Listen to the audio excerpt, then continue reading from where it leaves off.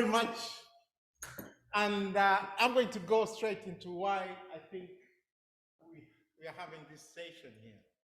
Because from the time colonialism came into countries all over the world during the empire, the colonized were told not to speak their indigenous language. You are punished for speaking your indigenous language.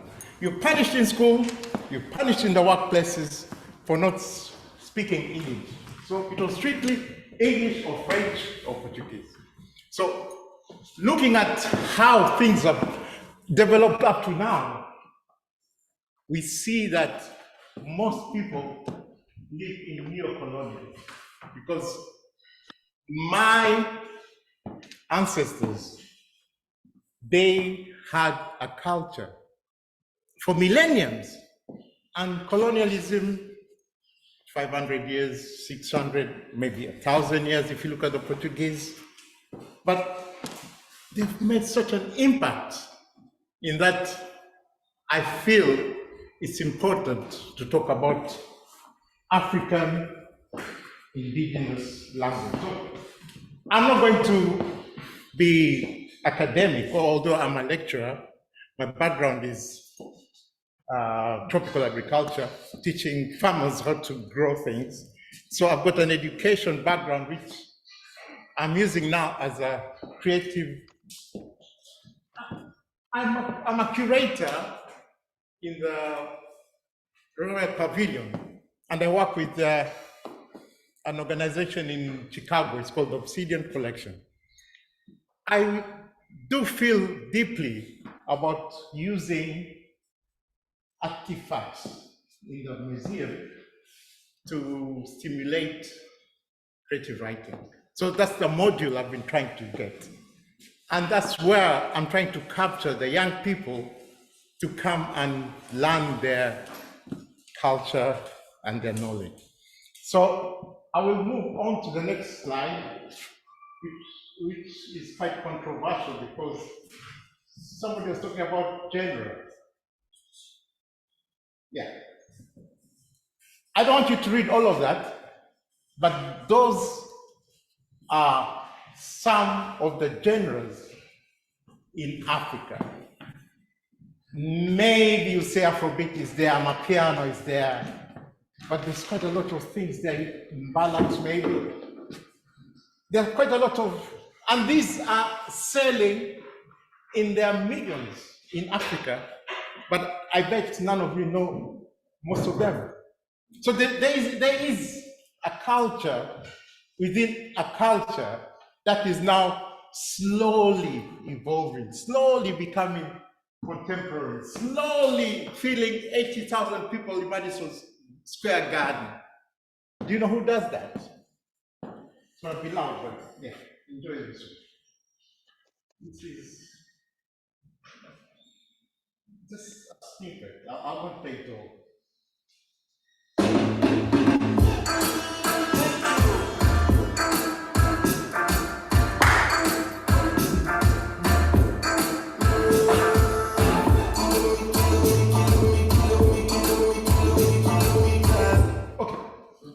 That's Bamba. He opened up the final for Manchester City and Inter Milan. If you love music, if you love football, we are seeing quite a lot of contemporary African musicians hitting above their weight. I think I had that.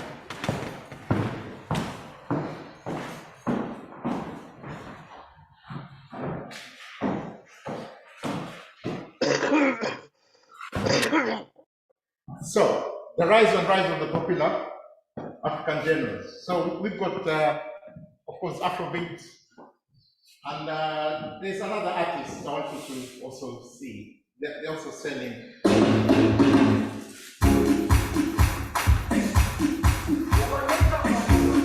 This is Amapiano from South Africa.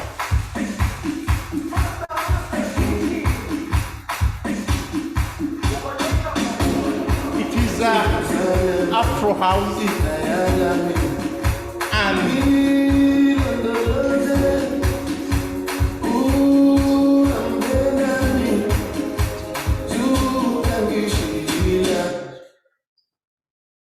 so the youth all over Africa are not only accepting the vernacular, because most of the songs you find, the two ones, they're all in different vernaculars. There's no English there, and it's selling in millions. Where are we missing the trick? You know, they're using the so-called mother tongue. That's what people use. It's inclusion in the contemporary club mixes, hit parades being offered to megastars like you've seen Burna Boy from Nigeria, and they're also accepting the fashion and African print-inspired attire that accompanies the different journals mentioned above. But how did we get there? Who were the early pioneers? He's from Tanzania. He's called Diamond Platinums. He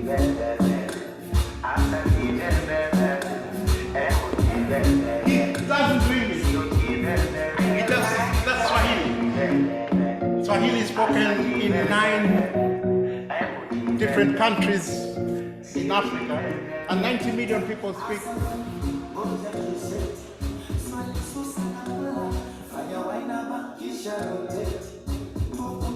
They call that bongo flavor. Have you heard of bongo flavor? Anybody's heard of bongo flavor? None. Oh, you've or somebody's heard of bongo flavor. So bongo flavor sells over, I don't know. It's on Streamline. If you Google it, you'll see. It's so popular because Swahili is spoken in Oman, it's spoken in America. It's spoken in 9 countries in Africa. And the African Union wants to make it the official language. Did you know that? Okay. So we go further on. These are the fashions now popular in African countries, wearing African print, contemporary arts, and my background, I've been affirmed this cycle of contemporary urban music since childhood. I grew up in a musical family that had my eldest brother absconding school and joining a nightclub band in the city of Mombasa during the 60s. So he used to sit down on the table and bang out Rolling Stones, bang out Beatles songs, and I'm thinking, what's he singing? You know? And he left school and went to, but we had the privilege of my father, who studied in America during the civil rights 60s. He came back with LPs from the African American spirituals. They used to call them Negro spirituals. And who's that? Was this song by, these are my musical influences. Find it?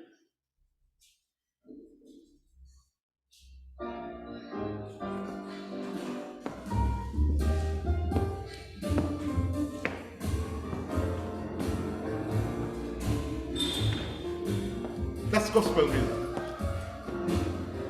That's all right. Do you know who that is? That's all right. Anybody know who That's all right. I No. know it's all right. Long as I know, oh, God, I see in your kingdom, Lord. That's all right. Well,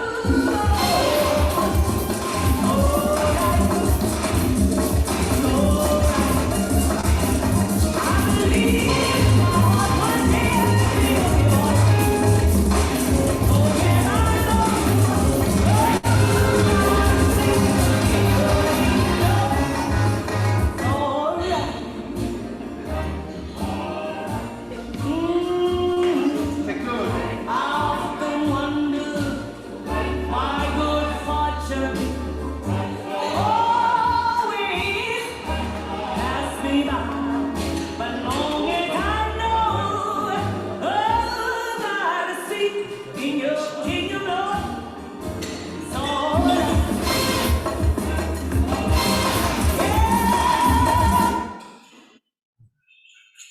New genre.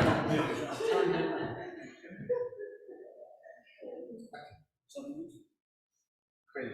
Okay, that was Mahalia Jackson. Sorry, technology. I'm not good at Mahalia. Mahalia Jackson was a gospel singer during the 50s, and she died.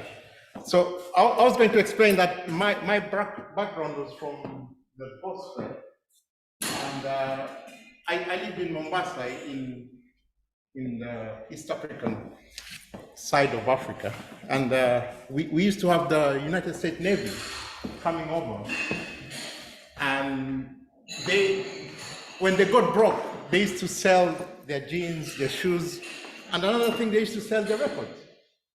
So we had some of the latest records from America coming through in Mombasa that I think even people in England didn't have.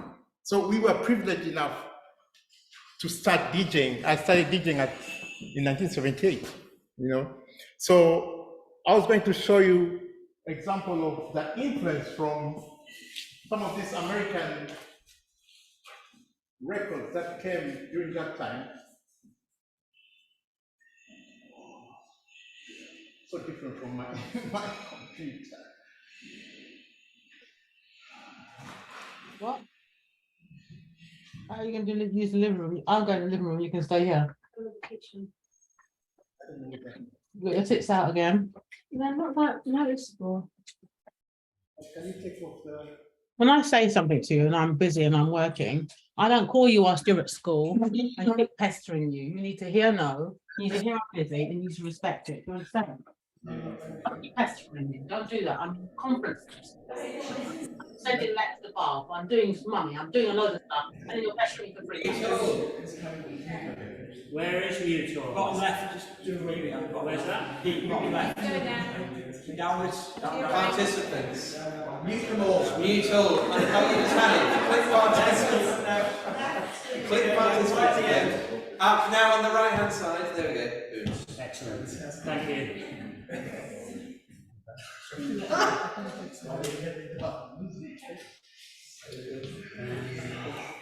Let's try the screen.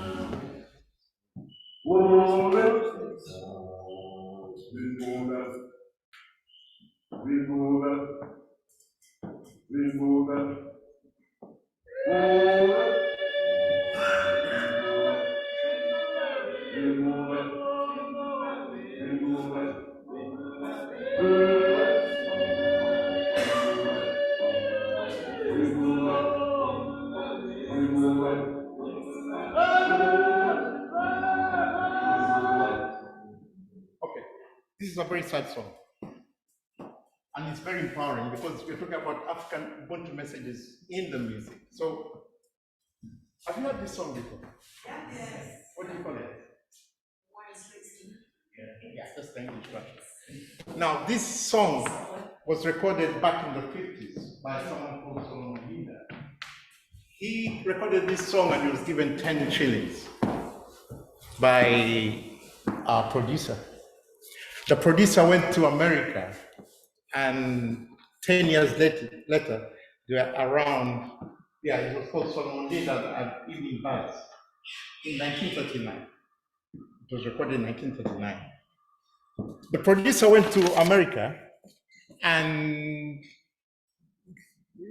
Gallo Records, that's what it's called, the royalty was owned by Gallo Records. So Gallo Records, there's 150 different versions of this song, recorded in Japanese, recorded in Danish, recorded in French, name it.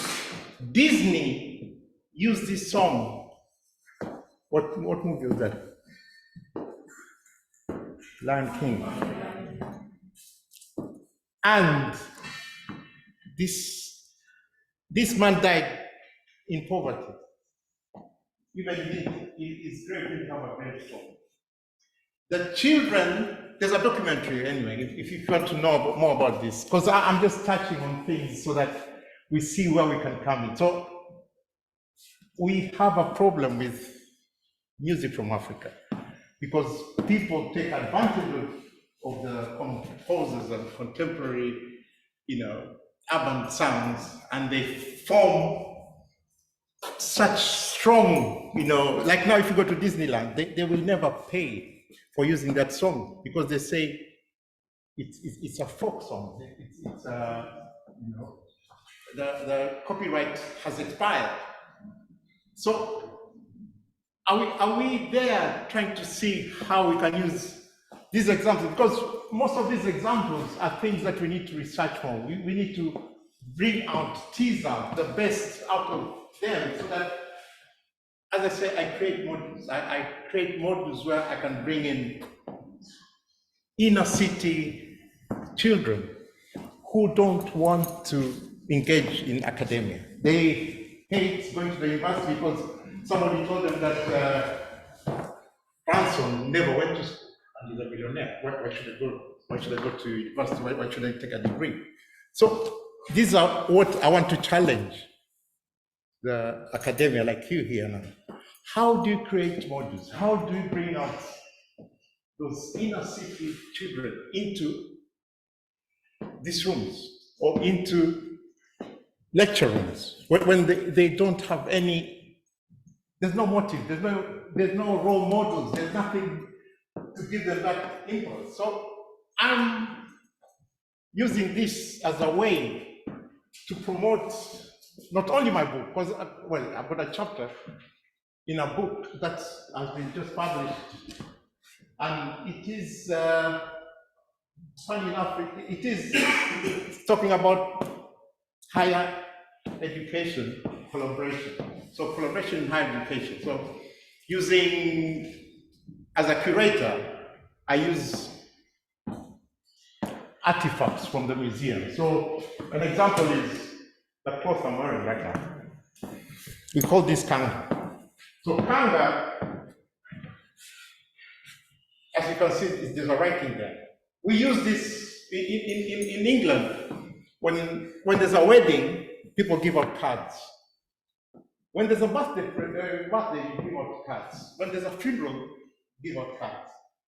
Where I come from in East Africa, we give out kangas, even goodie bags. When you come to a conference like this, you have kangas written with a message there, and they're given to the participants, like you guys now, will have had each of you a kanga when we are doing this in Mombasa.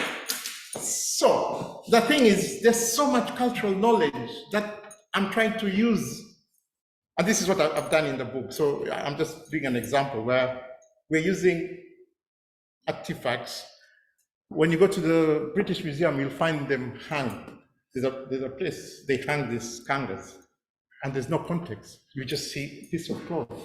So what you're trying to do is to have these artifacts, create a module where we can actually make these inner city people think, that's my culture, that's what I want to learn.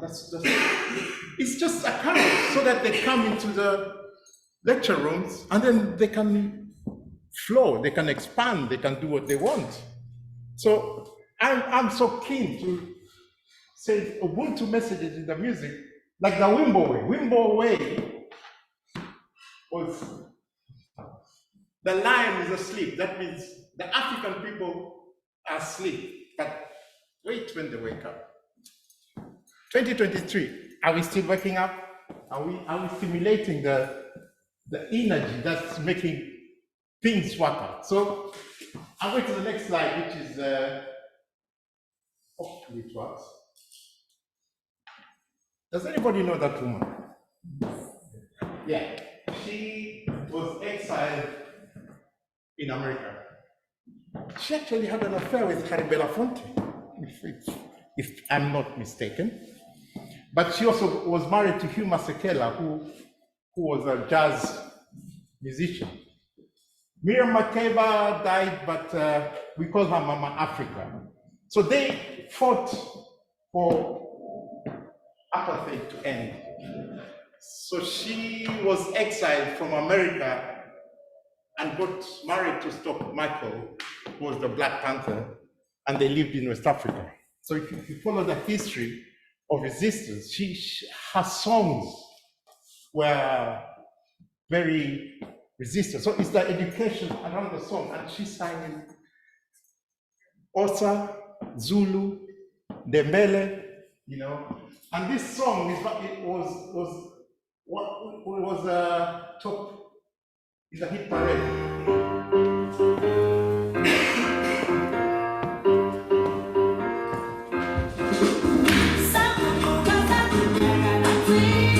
We've had this song.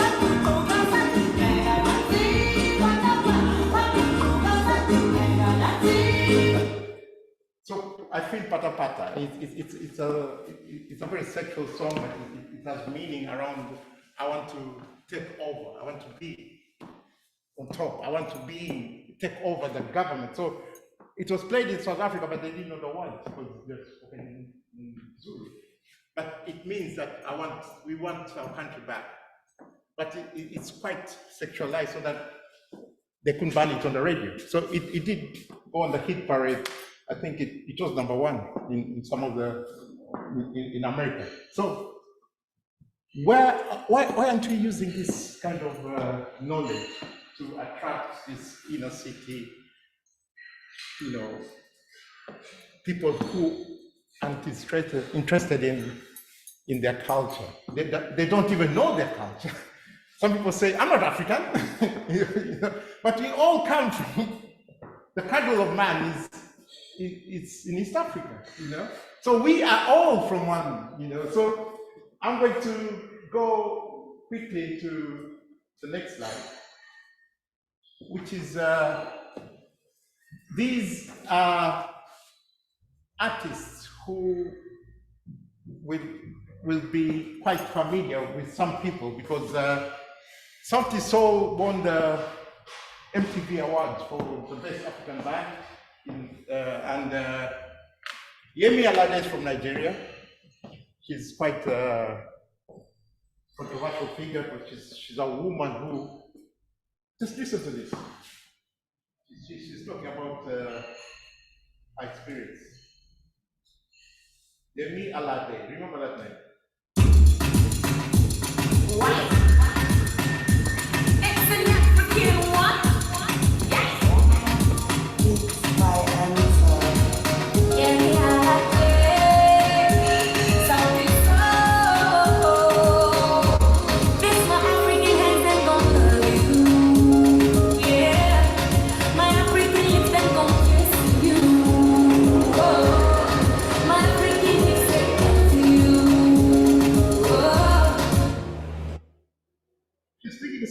In English and Swahili, she's got quite a reputation of collaborating with other artists, and that's why I think this kind of conversation we should try to see where we can collaborate with other similar urban artists. So we are living in silos because I was talking to somebody yesterday, and you're saying hip hop, John. Hip hop started in 1980 with Grandmaster Flash and Mel Mel, and it grew up. And I was challenging, I said, no, we had hip hop way back. There's people who actually used to rap and sing with the blues. But then before that, we go back again, before slavery, there was hip hop. There is still hip hop there. People like Yemi Alade, they're using that kind of rhythm to sensitize people. Wizkid, this is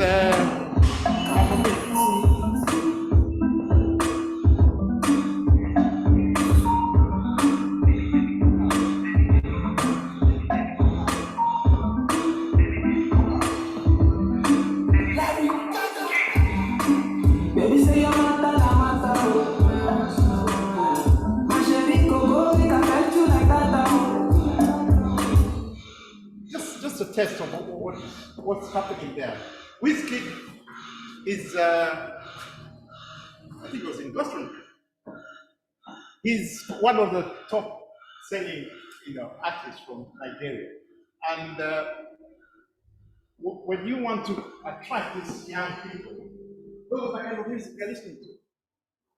And if you don't know what they're listening to, how are you going to capture their attention? How are you going to make sure that they come to your lectures? Because if you're a music teacher and you have no clue of what that boy is listening on his Bluetooth earphones, I don't know, it's quite interesting. So I'm rushing because I know I've got only for 2 minutes.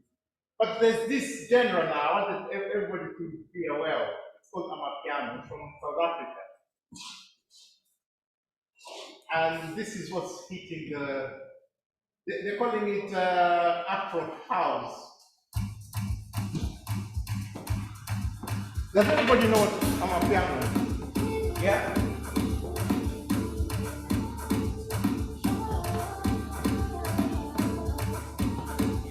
Louder.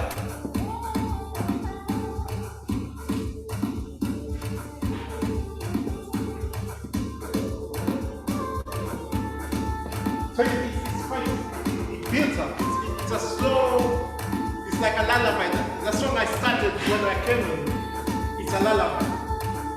And I'm trying to show the connection between the one I was singing and this one that's now contemporary. It's hitting the airwaves in Africa, Europe, and America. And that's what your young kids from Africa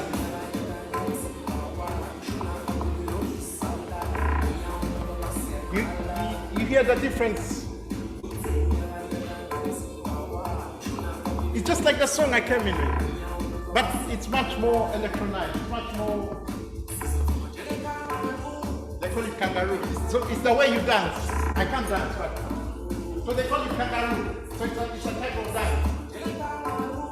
So I'll go to the last slide, which is my details. If you want me to come and do something, because there's so much to do. I just did this for the love of fun. But this is traditional. This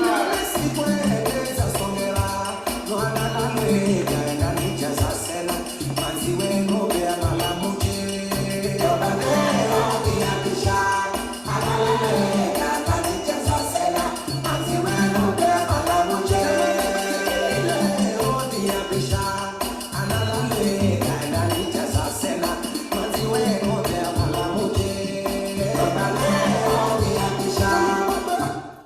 that's from East Africa, the coastal people.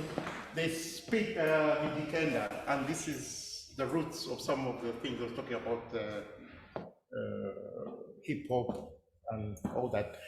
That's 15 minutes long, so I can't take it. So I'm waiting for questions.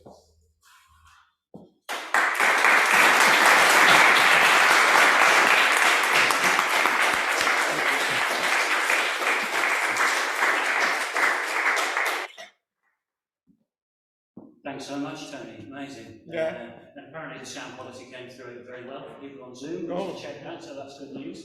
Because I was a bit worried about this. Yeah. I think it might have phantom power, whatever that means. Anyway, I think there was a question here. I think there's one on Zoom as well. So one of my research interests is the transnational adaptation of amapiano into the UK. And what I think I'd like to, the question I'd ask because I think often what happens in UK electronic music is when the genre comes over, it takes upon like UK qualities, like with American house music and the mutation they head into UK garage. I was wondering if you had any thoughts on, and if you've heard much of the producers who, it's not happening that much, but a couple of producers have started producing the UK amapiano sound. I'm just wondering if you had any thoughts and feelings and any direction that you predict that might go in.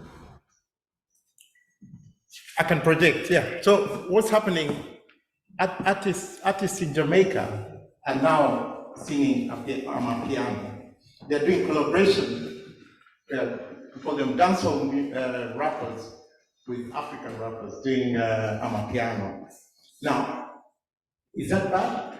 Because it's much more patois. They're speaking the slang, which is, some people say pidgin English, some people say broken English.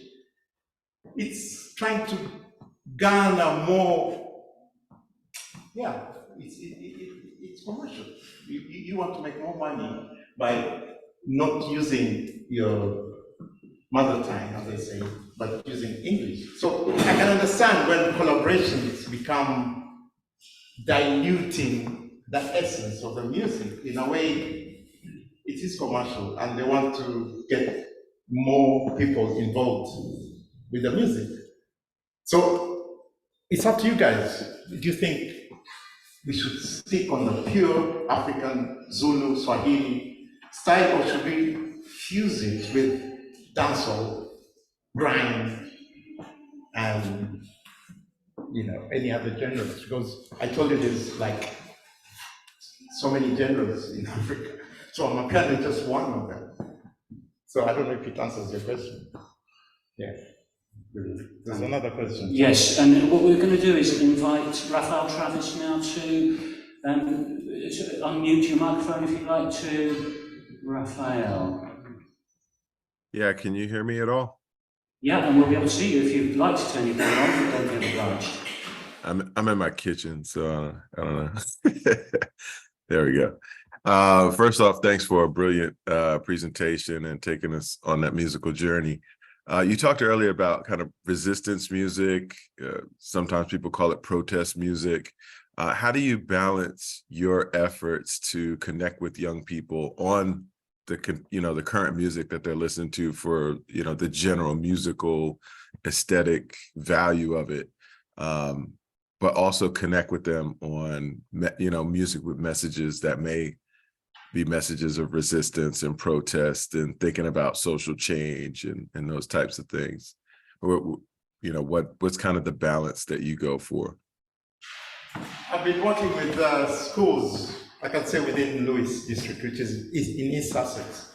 So most young people can't express themselves in a way we do. They can't articulate themselves, but I've been using art to to tease out. So I found out that most young people are concerned about climate change.